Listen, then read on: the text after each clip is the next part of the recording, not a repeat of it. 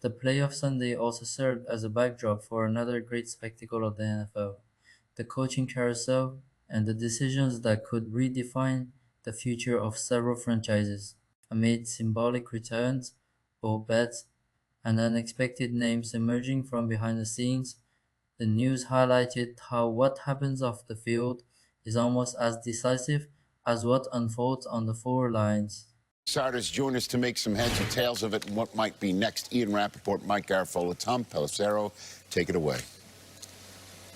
Well, Rich, let's start out in Pittsburgh, where Mike McCarthy is coming home. The Steelers reached a verbal agreement on Saturday to bring, if there is one head coach, Mike, that Aaron Rodgers would play for again, it is McCarthy, who we won that Super Bowl with in Green Bay. Could Brian Daboll go home? The former Giants head coach interviewed for the Buffalo Bills head coaching job this past week. Also, the Raiders, that one snuck under the radar for a little bit. Actually stayed quiet for about 24 hours till the Raiders announced it. But Daboll in the mix for both of those head coaching jobs. He is a highly sought-after offensive coordinator candidate. The Tennessee Titans would like to hire him ASAP, but Daboll going through the head coaching prospects right now. Interviewed well in Buffalo. Why not? Knows the area, knows the team extremely well. Still in the mix there. We'll see how this develops over the next couple of days for Daboll. Head coach first, then offensive coordinator prospects after that, Ian. In Pittsburgh, Mike McCarthy's return reinforces the idea of stability with experience, and immediately reignites speculation about a possible reunion with Aaron Rodgers. Meanwhile, in Buffalo, the scenario is much more unpredictable. Brian Daboll emerges as a logical name due to his history with the franchise, but the one who really stole the spotlight was Philip Rivers. Even with limited experience only at the collegiate level, Rivers impressed in interviews and is seen as someone capable of assembling a strong coaching staff surrounded by respected veterans of the league. Still, the question remains, would the Bills be willing to take the risk of skipping steps for such a complex position? At the same time, names like Jesse Minter gain traction precisely because of the opposite path: gradual growth, internal respect, and a clear fit and profile. In parallel, examples like Mike Vrabel's immediate impact show how culture, leadership, and human connection can accelerate rebuilds. In New England, the defensive transformation relies less on complicated schemes and more on the right guys in the right places, with players like Milton Williams completely elevating the level of the unit. All of this happens while the field delivers star-studded matchups, like Seahawks versus Rams, featuring elite offensive talents and defenses that demand maximum precision. The parallel is inevitable. Just like in games, wrong choices off the field can be costly, and the right choices can change destinies. Mike, one of the biggest stories of the year was Philip Rivers coming back to the field. Unbelievable, and actually it is not done yet. Philip Rivers interviewed over the last several days for the Buffalo Bills head coaching job in person.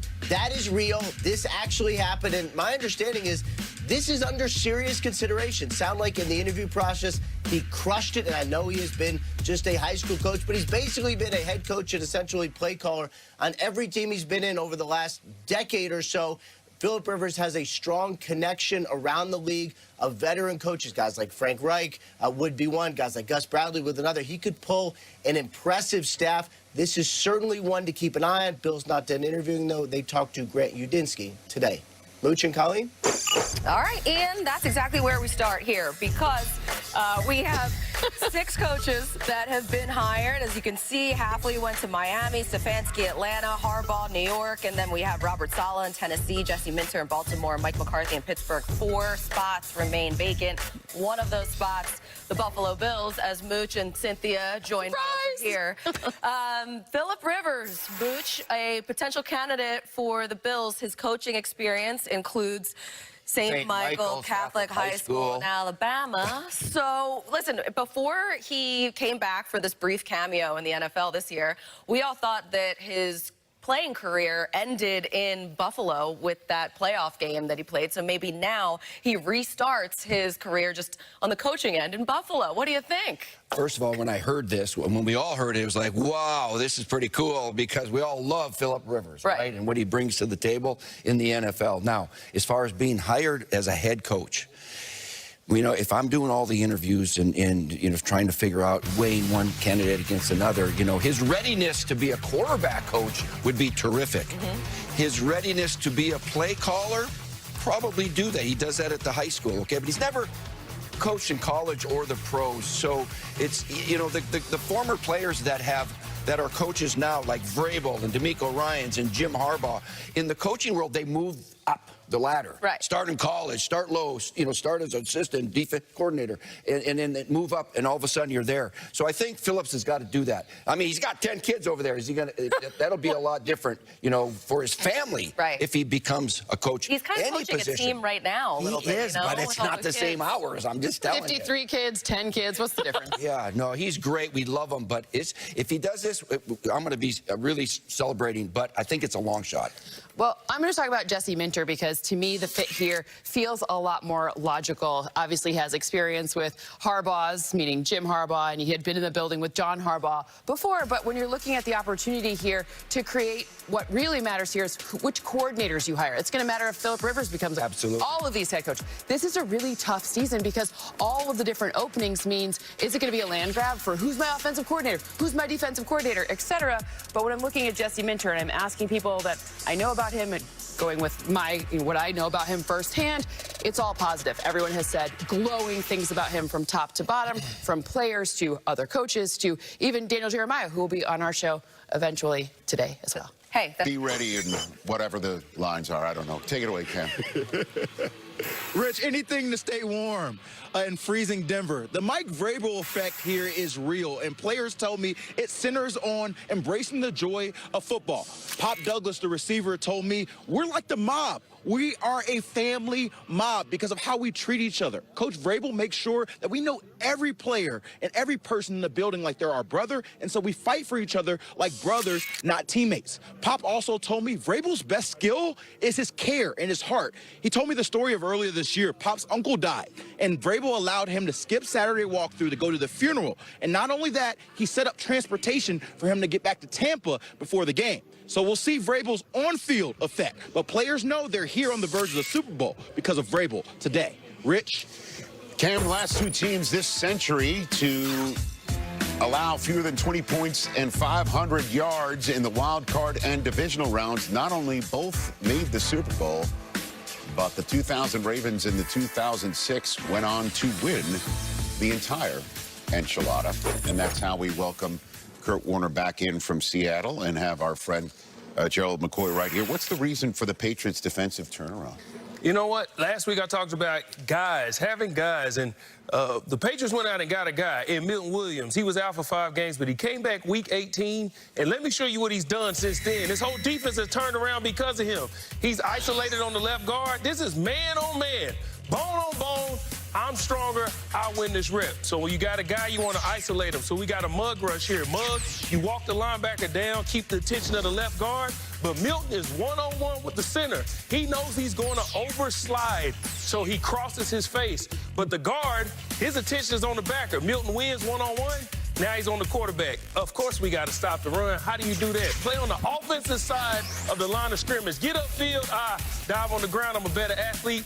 Go make a play. Since Milton Williams has been back, this defense has skyrocketed, and he is the reason that this whole thing has turned around. Well, Gerald, I know when you talk about guys, you're often talking about those guys up front, but I think they've added a bunch of guys that have been impactful for this defense, from Williams to Landry to Chason up front. Robert Spillane, their leading tackler, they brought over. How about Carlton Davis? They brought him over as well. He had 2 interceptions last week. And so much of this turnaround has been bringing in the right kind of guys and the guys that fit the system, and then Mike Vrabel and company building a defense around those guys and their skill set. It has been fun to watch the transformation of this football team. You know, guys making a name for themselves, but this collective unit coming together and playing really, really good football. This wide open, anything can happen NFL postseason mirrors the coaching carousel and vice versa. Stacey Dales joins us from Seattle. Hey, Stacey. Yeah, we'll see what we get today because the stars are coming out, Rich, in terms of receivers. For Seattle, Jackson Smith and Jigba led the league in receiving yards.